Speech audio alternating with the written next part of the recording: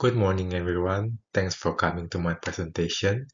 Today, I will explain about my harm minimization program that aims to reduce alcohol overconsumption in rural Australia, specifically in Northern Territory of Australia.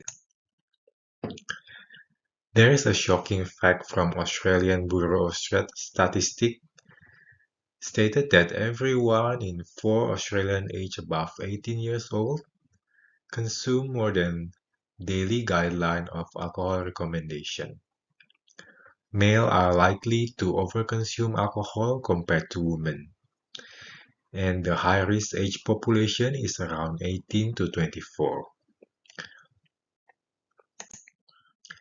Excessive alcohol consumption have many adverse effects on physical, mental, and social aspects of life, such as high blood pressure, stroke, heart disease, easily angered, and depression.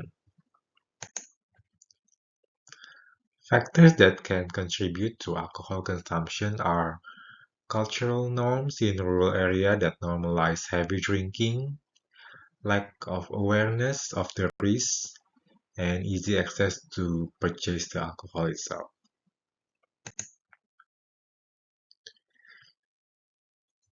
Individuals in Northern Territory may have higher risk of alcohol overconsumption due to lack of education and support. Therefore, our program aims to fill that gap. Our program aims to raise awareness, educate, and the social support helps to recover and rehabilitate victims of alcohol abuse. There are long-term, medium, and short-term goals of the program. Long-term goal is to reduce the harm of alcohol. Medium-term is targeted to behavior change, while short-term focused on raising awareness and education.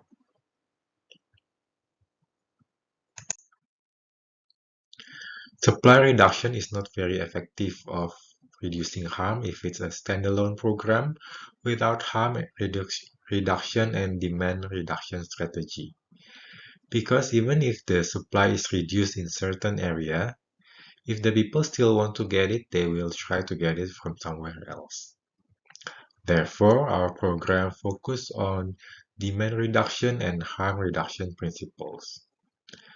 The activities will be educational workshop and support groups.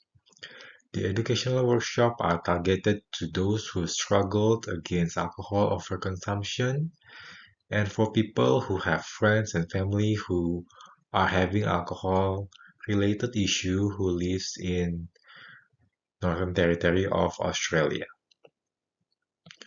Support groups are targeted to support the patient and provide recovery and rehabilitation program.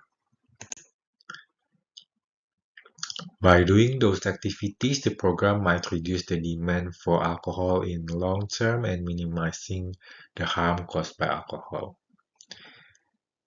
The inputs would be sufficient staff and funding to support the program, hiring educators or teachers who are specialized in health promotion, educational materials such as journal articles and books, collecting data about alcohol consumptions, collaborating with other stakeholders such as government agencies, healthcare providers, and community leaders.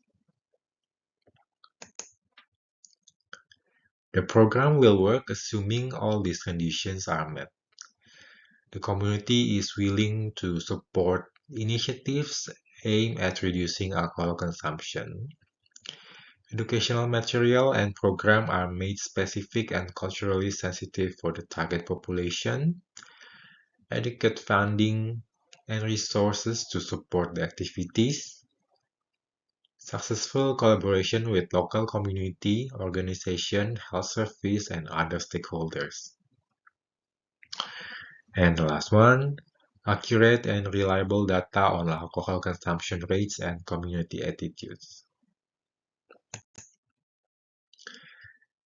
And the external factors, that that might affect the program success could be economic downturns, because economic downturns may affect the community's ability to participate in programs due to other priorities. For example, if the communities cannot meet their daily needs, most likely they are not going to attend the workshops.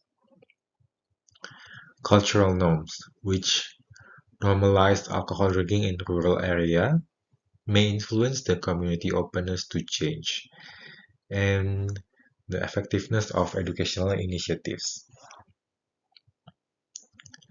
Limited healthcare infrastructure may affect the ability to provide support and resources.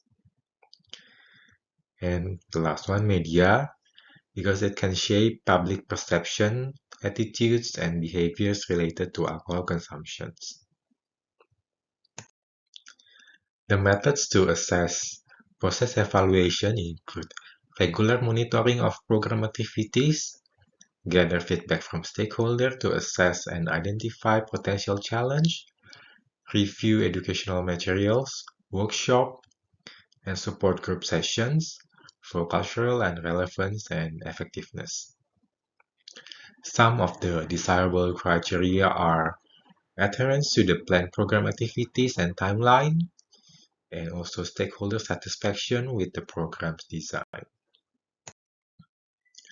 The impact evaluation method include before and after program surveys to assess changes in knowledge, attitudes, and behavior related to alcohol consumption. Analysis of participation in workshop and support group. Tracking communities' engagement through social media, photos, and analytics.